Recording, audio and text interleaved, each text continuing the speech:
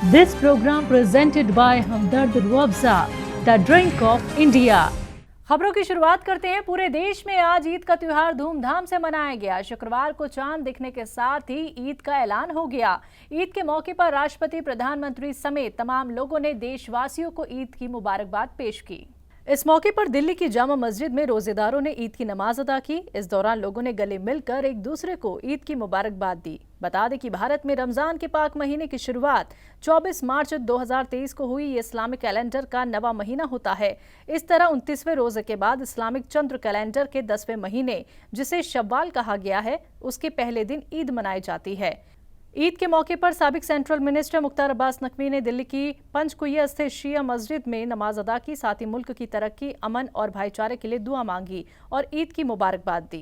पूरे मुल्क में ईद का त्यौहार मनाया जा रहा है। हमारे साथ बातचीत करने के लिए मुख्तार अब्बास नकवी साहब हैं। सर, ईद के मुबारक मौके पर पूरे देश को क्या पैगाम देंगे?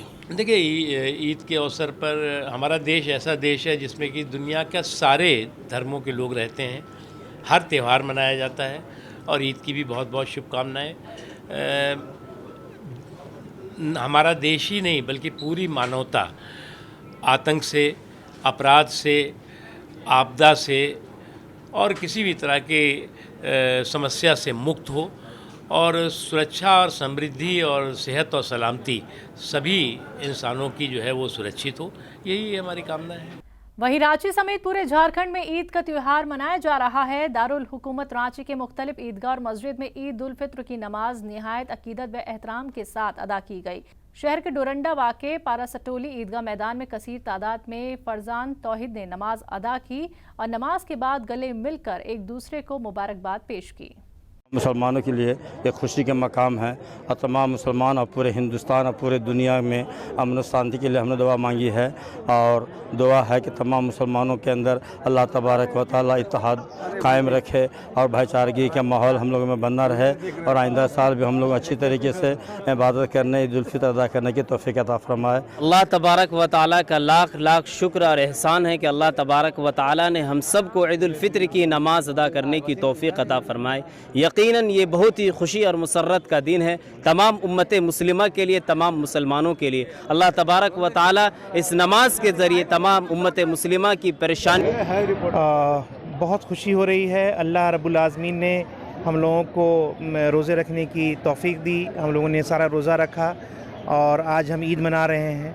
हमारी दुआ है अल्लाह से कि हमारे देश में, हमारे मुल्क में, हमारे रांची में हर जगह पर अमन और शांति रहे और हम लोग आपस में मिलजुल कर अच्छे से ईद मनाएं। अल्लाह पाक का बहुत बहुत शुक्र मेहरबानी है कि हम लोगों को इस ईद उल फित्र के नमाज़ पढ़ने की तौफीक दिया और रमज़ान मुबारक महीने का रोज़ा रखने की तौफीक अता फरमाए। और हम लोग सारे हिंदुस्तानी भाई भाई हैं, वो किसी भी कौम के हों और किसी भी मसले के हों, सारे लोग मिल के जुल के और प्यार मोहब्बत से रहने की कोशिश करें और इसी में हम सब की भलाई है और हिंदुस्तान की भी भलाई है। अल्हम्दुलिल्लाह, आज ईद का दिन है और हम तमाम लोग पूरे हिंदुस्तान में आज ईद उल फित्र की नमाज अदा कर रहे हैं और अल्लाह का शुक्र है कि आज सुबह से एक अच्छे माहौल में हम लोगों ने ईद उल फित्र की नमाज अदा की। और मैं आपके माध्यम से तमाम लोगों को, क्या हिंदू क्या मुसलमान, सारे हिंदुस्तानियों को ईद उल फित्र का मुबारकबाद पेश करना चाहता हूँ। तो आज हर तरफ ईद की रौनक देखी जा रही है। चौक चौराहे सब गुलजार हैं। हर कोई एक दूसरे को ईद की मुबारकबाद दे रहा है और सिवैयां खिला रहा है। इस मौके पर लोगों से बात की हमारे नुमाइंदा मोहित शुक्ला ने। सबसे पहले आपसे जानना चाहूँगा, मुझे आप ये बताइए कि ईद का त्यौहार क्यों मनाते हैं और ईद क्या पैगाम देती है? देखिए, ईद का त्यौहार जो हमारा है तो सबसे पहले भाईचारे का पैगाम देता है। ये हम इसलिए मनाते हैं कि ये हमें एक इबादत दी गई है रसूल अल्लाह के ज़रिए। हम पहले 30 रोज़े रखते हैं। 30 रोज़े पूरे करने के बाद हमें ये दिन मैसर होता है, खुशी का दिन। और हम लोग इस त्यौहार को भाईचारे के तौर पर मनाते हैं। इसमें सभी कौमें शामिल होती हैं, सभी अफराद हमारे पड़ोसी शामिल होते हैं। इससे एक भाईचारे का पैगाम पहुंचता है, अमन और अमान का पैगाम पहुंचता है दुनिया में। अच्छा, ये शुरुआत कैसे हुई? कुछ तो पीछे की कुछ ऐसी चीज़ होगी जिसकी वजह से ईद मनाई जाती है, आखिर मतलब कोई घटना ऐसी रही होगी, कैसे? देखिए अगर आप जहाँ तक हिस्ट्री की बात करेंगे तो हिस्ट्री तो इसकी आलम दीन ही आपको कंफर्मेशन में ले सकते हैं, क्योंकि हमें तो ये रसूल अल्लाह से मिला आज से 1450 साल पहले से, उसके बाद से हम ईद मना रहे हैं। तो इसकी बाइट तो मेरे ख्याल से अगर आप आलम दीन से लेंगे या डॉक्टर साहब से लेंगे तो डॉक्टर साहब बेहतर बता पाएंगे। डॉक्टर साहब मुझे एक बात बताइए, जैसे मान लीजिए मुझे नहीं पता है, मैं अगर आपसे जानना चाहूँ तो मुझे एक बात बताइए कि आखिर ईद की शुरुआत कैसे हुई? ईद की शुरुआत इस तरह हुई कि जो यानी सारे मज़ाहिब में यानी कि ईद यानी रोज़े रखे जाते थे। जब रसूल खुदा यानी शब मेराज से आए तो उन्होंने जब रोज़े फिट हुए तो उन्होंने रोज़े रखे। तो रोज़े रखने के बाद उसमें रोज़े के अंदर तकवा और ईमानदारी और पड़ोसियों का हक और ये सब कुछ यानी देखा जाता है। इसलिए उसकी इबादत के लिए, उसको यानी सुधरने के लिए रमज़ान के अंदर तो उसकी खुशी के अंदर जो है ईद मनाई जाती है। और हर किसी मज़हब में कुछ ना कुछ यानी ये त्यौहार मनाया जाता है किसी खुशी में। क्या संदेश देना चाहेंगे? संदेश ये है कि इस देश के अंदर अमन शांति हो और हिंदू मुस्लिम भाईचारा एक ऐसा हो कि जो मकाम बन जाए कि हाँ वाकई में आज हमारी ईद मनाई जा रही है, वो इसके अंदर हिंदू मुस्लिम सिख ईसाई जो भी हो सब साथ हो। और मेरा पैगाम रहेगा कि कोई नहीं है सिवाय एक इंसानियत के। चलिए, बहुत अच्छा पैगाम है आपका और साफ तौर पर आप देख सकते हैं कि जितने लोगों से हमने बात की सबका सिर्फ एक ही पैगाम है, एक ही संदेश है और उनका एक ही कहना है कि अमन और जो चैन है वो पूरे मुल्क में और पूरे विश्व में कायम रहे और यही संदेश यहाँ से आज निकलकर सामने आ रहा है।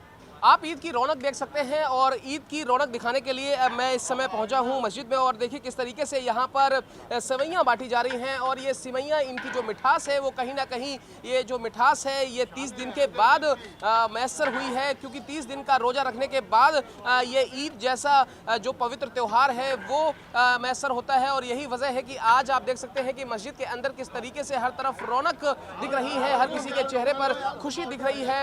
और मेरे साथ रिजवी साहब हैं जो कि इस समय सेवइयां बांट रहे हैं, इनसे जानना चाहेंगे। सर मुझे एक बात बताइए, आज ईद के मौके पर क्या पैगाम देंगे? आज ईद के मौके पे ये पैगाम देंगे कि देश के अंदर शांति बनी रहे, सब लोग मिलजुल के रहें, देश तरक्की करे, एक दूसरे के साथ हमेशा मोहब्बत और प्यार के साथ रहें। तो साफ तौर पर आप देख सकते हैं कि यहाँ पर छोटे छोटे बच्चे हों, चाहे बुजुर्ग हों, चाहे बड़े हों, हर कोई यहाँ पर ईद का त्यौहार मना रहा है, सेवइयों का लुत्फ उठा रहा है। कैमरा पर्सन जस्सी के साथ मोहित शुक्ला, तहजीब टीवी, दिल्ली। बात अगली खबर की। टीएमसी प्रमुख और पश्चिम बंगाल की मुख्यमंत्री ममता बनर्जी ने ईद की मुबारकबाद देने के साथ ही लोगों को संबोधित किया। आपको बता दें कि इस मौके पर उन्होंने कहा कि हम दंगा नहीं चाहते, हम टकराव नहीं चाहते, हम शांति चाहते हैं, हम देश को बांटना नहीं चाहते। मैं मर जाऊंगी लेकिन देश का बंटवारा नहीं होने दूंगी। और आगे क्या कुछ कहा उन्होंने, आइए आपको सुनवाते हैं। मैं आप लोगों को আপনাদের সবাইকে ঈদ মুবারক জানাচ্ছি। শুভ ঈদ মুবারক। आप लोगों को शुभ ईद मुबारक। आपका परिवार को, आपका परिजन को, आपको दोस्त को और हर विश्व को, हर आदमी को हमारा बंगाल से विश्व का शांति चाहिए। हम दंगा नहीं चाहते हैं, हम शांति चाहते हैं, हम देश को टुकड़ा करने नहीं चाहते हैं। जो लोग देश को टुकड़ा करने चाहते हैं आज ईद का दिन हम वादा करते हैं हम जिंदगी भी देने के लिए तैयार है, लेकिन देश को टुकड़ा करने हम तैयार नहीं है। अगर भरोसा है तेरा ही भरोसा है, भरोसा है तो हमका भरोसा है। अल्लाह ताला आप लोगों को दुआ कबूल करे, आप लोगों को रब्त इफ्तार कबूल करे और आप लोगों को प्यार भी कबूल करे। मैं तो कहना चाहूंगी आप लोग शांति से रहिए, किसी का बात मत सुनिए। कोई गद्दार पार्टी, हमको तो गद्दार का साथ में भी लड़ने पड़ता है, हमको तो रुपया का साथ में भी लड़ने पड़ता है, हमको तो एजेंसी का साथ में भी लड़ने पड़ते हैं। हम लड़ने के लिए तैयार है कि हमारे को हिम्मत है लड़ने के लिए, लेकिन हम माथा झुकाने के लिए तैयार नहीं है। कोई आदमी बीजेपी का पास रुपया लेके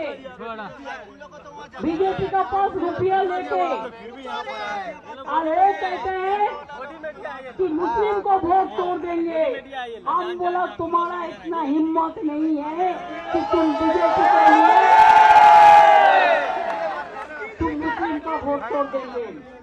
हम आज आइए आज वादा करें, ये मई महीना में अप्रैल महीना है, 1 साल में हमारा इलेक्शन है, देश में कौन आएगा कौन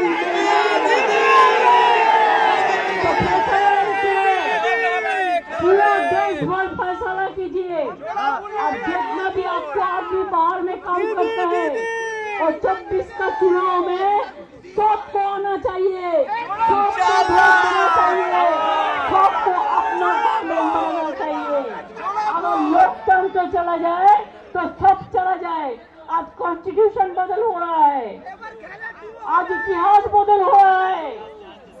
बोलता है मीडिया भाई पेड़ उठा दो, आज बोलता है इतिहास बदल लो, देश का संविधान बदल लो, जो भी मर्जी करते हैं। फिर एनआरसी लेके आया, नहीं बोला मैं तो नहीं करने देगा। कांग्रेस सांसद राहुल गांधी ने आज 12 तुगलक लेन वाला सरकारी बंगला छोड़ दिया है। सूत्रों के मुताबिक कांग्रेस नेता शनिवार को लोकसभा सचिवालय को आवास की चाबी सौंप देंगे। मानहानि मामले में 2 साल की सजा के बाद पिछले महीने राहुल गांधी की संसद सदस्यता खत्म हुई, जिसके बाद उन्हें घर खाली करने का नोटिस मिला था। राहुल गांधी मां सोनिया गांधी के सरकारी आवास 10 जनपद में रहेंगे। बीते कई दिनों से उनका सामान 10 जनपद में शिफ्ट किया जा रहा था। कांग्रेस के पूर्व अध्यक्ष को मोदी सरनेम से संबंधित मामले में टिप्पणी को लेकर 2 साल की सजा सुनाई गई थी। सांसद के रूप में अयोग्य घोषित किए जाने के बाद उनसे 22 अप्रैल तक परिसर खाली करने के लिए कहा गया था। लखनऊ में आज नवाब जाफर मीर अब्दुल्ला के घर अखिलेश यादव पहुंचे, जहां उन्होंने नवाब साहब को श्रद्धांजलि दी। छोटे भाई नवाब मसूद अब्दुल्ला के परिवार से भी मुलाकात की। आपको बता दें कि कुछ रोज पहले नवाब जाफर मीर अब्दुल्ला का निधन हो गया था। मधुबनी जिला पटना समेत पूरे बिहार में ईद का त्योहार बड़े ही हर्षोल्लास के साथ मनाया जा रहा है। बिहार के मुख्तलिफ ईदगाह और मस्जिद में ईद उल फितर की नमाज निहायत अकीदत व एहतराम के साथ अदा की गई। इस मौके पर लोगों ने मुल्क की खुशहाली और भाईचारे के लिए रिश्ते को पायदार बनाने की दुआएं भी की। ये ईद उल फितर की जो नमाज है, अल्लाह रब्बुल आलमीन ने हमें जो रमज़ान मुबारक का महीना इनायत किया था, उस महीने में हम लोग जो पूरे महीने का मुकम्मल रोज़ा रखे हैं, तरावी का अहतमाम किए हैं, कलामुल्लाह की तिलावत किए हैं। इसी तरीके से दुआओं का जो अहतमाम हुआ है, उन तमाम की इजाब के लिए, कबूलियत के लिए हम लोग शुक्राने के तौर पर ये 2 रकत ईदगाना नमाज अदा करते हैं, ताकि ये शुक्रगुजारी के ज़रिए से कि अल्लाह हमारी इन इबादत को तो कबूल अता फरमा। और ये ईद हमारी इज्तिमाइयत की दलील है कि हम जितने भी दुनिया के अंदर में हैं, सब एक दूसरे से मोल मोहब्बत रखते हैं और एक दूसरे से भाईचारे के नाते मिलते जुलते भी हैं। और इस्लाम चाहता भी है कि कोई भी हो, किसी भी मज़हब के मानने वाले हो, कहीं से भी कोई रिश्ता रखता हो, लेकिन इस्लाम ये कहता है कि आप सब के साथ में भाईचारे के साथ मिले और अखलाकमंदी के साथ उनके साथ में पेश आए। तमाम अहले ईमान, तमाम मुसलमानों को ईद मुबारक। ईद हमारे लिए एक रमज़ान के रोज़े पर अल्लाह ताला का एक तोहफ़ा है। तमाम मुसलमानों को खुशी ज़ाहिर करने का ये तोहफ़ा है। ईद उल फितर हम लोग इसलिए अदा करते हैं कि हम मुसलमानों में जो गरीब तबका है उनकी भी परेशानियां दूर हो जाए और हम सब मुसलमान एक बराबर यकसा होकर के ईद मनाएं। इसलिए जो लोग इसमें कोताहियाँ करते हैं उनको चाहिए कि सब लोगों का ख्याल रखा जाए। हम लोग का असल ईद का यह है कि हम लोग मुबारकबाद पेश करते हैं, खुशी जाहिर करते हैं और एक दूसरे से दिल लगी करते हैं, यानी मोहब्बत। अहले वतन चाहे हिंदू हो मुसलमान हो, जो मिलने जुलने वाले सबसे गले मिलते हैं, सलाम करते हैं और मोहब्बत पेश करते हैं। कहते हैं कि हम अहले वतन हैं, सब भाई भाई हैं। देश भर में जहां ईद का जश्न मुस्लिम समाज ने ईद की नमाज अदा करके मनाया, तो वहीं अजमेर शरीफ दरगाह में भी भारी संख्या में ज़ायरीन ने नमाज अदा कर जन्नती दरवाज़ा का भी दीदार किया। सूफी संत हज़रत ख्वाजा गरीब की दरगाह में ये जन्नती दरवाज़ा साल में 4 मरतबा ही खोला जाता है। ईद उल फितर की नमाज के लिए अजमेर दरगाह की जामा मस्जिद शाहजानी में ज़ायरीन की भीड़ सुबह से ही लगनी शुरू हो गई थी। दरगाह परिसर में नमाजियों ने सफ़े बनाना शुरू किया और सुबह 9 बजे ईद की नमाज अदा की गई। मुस्लिम भाइयों ने एक दूसरे को गले लगाकर ईद की मुबारकबाद पेश की। खास बात ये रही कि देश भर से अजमेर पहुंचे ज़ायरीन को दरगाह में ईद की नमाज के साथ साथ जन्नती दरवाज़ा का भी दीदार नसीब हुआ। खादिमों के अनुसार इस जन्नती दरवाज़ा को साल में 4 बार ही खोला जाता है। जन्नती दरवाजे से होकर ख्वाजा साहब के मज़ार मुबारक तक जाने की बड़ी मान्यता है। आज खुला पहली शवाल को, अब खुलेगा 6 शवाल को। 5 और 6 शवाल को सरकारी गरीब नवाज की पीर मुर्शिद हज़रत ख्वाजा उस्मान नहरवरी का उर्स हम मनाते हैं। हम इसलिए मनाते हैं कि आपका उर्स ख्वाजा गरीब नवाज भी यहाँ मनाते थे। हमें खुदा में ख्वाजा को फ़ख्र है कि अल्लाह ताला ने हम पे बड़ा फजल किया और इस दर दौलत पे पैदा किया। ये दरवाज़ा आज खुला है, दिन में खिदमत के बाद बंद कर दिया जाएगा। उसके बाद 6 शवाल को सुबह फिर खोला जाएगा। मेरे एक ज़ाहिर थे, उनका इंतकाल हो गया, अल्लाह ताला की मग़फ़िरत फरमाए। सीधा साहब बहुत रईस आदमी था, रईस आज़म था, अभी तक मेरा नाम लिखा हुआ है। तो यहाँ कोई भी चीज़ जन्नती दरवाज़ा या कोई दरवाज़ा या कोई भी चीज़ पेश की जाती है तो उसमें लिखा जाता है वह वकालत साहबजादा हाजी अनीस पे चिश्ती बारे कि जहांगीर बादशाह या जब महफिल में आता था तो इसी रास्ते से आता था, मगर बदकिस्मती से कुछ लोगों ने इसे ख्वाजा साहब का रास्ता बता दिया। ख्वाजा साहब ने जन्नती दरवाज़ा नहीं बनाया, ये मुग़लों के ज़माने में जहांगीर ने बनाया। इसका नाम असल था जहांगीरी गेट। अच्छा, पहले के जो बुजुर्ग थे बड़े वज़ादार होते थे, बड़े सादगी पसंद होते थे, बड़े ईमानदार होते थे, पर उन बुजुर्गों ने, हमारे बुजुर्गों ने उसको नाम दे दिया जन्नती दरवाज़ा। इसी तरह रजब का जब चाँद नज़र आता है तो दरवाज़ा खोल दिया जाता है। उर्स के ज़माने में गरीब नवाज के उर्स में 6 दिन, रजब के 6 दिन दरवाज़ा खुला रहता है। सिंध का जो बॉर्डर है बारमेर वाला, जहाँ सिंधी मुसलमान आबाद है, वो यहाँ 7 दफ़ा आते हैं। वो कहते हैं कि हमारा छोटा हज हो गया, हालांकि उनका अक़ीदा है वरना हज तो वहीं होगा मक्का शरीफ में या मदीना शरीफ में। वहीं अजमेर शरीफ दरगाह के निज़ाम गेट पर सहरी पार्टी बज़्म ख्वाजा का सम्मान किया गया। रमज़ान के पूरे 1 महीने तक ये पार्टी मुस्लिम इलाकों में रात भर घूम घूम कर सहरी के नगमे गाती है और रोज़ेदारों को जगाने का काम करती है। इस सहरी पार्टी का गरीब नवाज खिदमत फाउंडेशन की जानिब से अंजुमन मेंबर हाजी सैयद इमरान चिश्ती ने दस्तारबंदी कर इस्तकबाल किया, जिसमें बज़्म ख्वाजा पार्टी ने सैयद रहमान अली और सैयद सलमान चिश्ती की सदारत में रमज़ान अलविदा का कलाम दरगाह के निज़ाम गेट पर पेश किया। अंजुमन मेंबर एवं फाउंडेशन के चेयरमैन इमरान चिश्ती ने बताया कि हर साल की तरह इस साल भी सहरी पार्टियों ने रोज़ेदारों को जगाने का नेक काम किया है, जिसे मान सम्मान दिया जाता है और इनामो इकराम से भी नवाजा जाता है। आप सब लोगों को मालूम है जैसा कि आज हमारा खैर बरकत का महीना हमसे जुदा हो रहा है और एक तरफ ईद की खुशी भी है और एक तरफ रमज़ान के जाने का हमारे को गम भी है। तो ये जो पार्टी है बज़्म ख्वाजा पार्टी, ये रमज़ान के अंदर में रात को जाग के रात को 3 बजे पूरी गलियों के अंदर में घूम के नगमाए कलाम पढ़ के ये रोज़ेदारों को उठाते हैं और ये बहुत सवाब का काम है और ये बहुत सवाब भी कमाते हैं। और हम हर साल गरीब नवाज खिदमत फाउंडेशन की तरफ से इनका इस्तकबाल करते हैं, तो इस साल भी इनका इस्तकबाल इसी तरीके से किया जा रहा है। This programme presented by Hamdard Rooh Afza, the drink of India.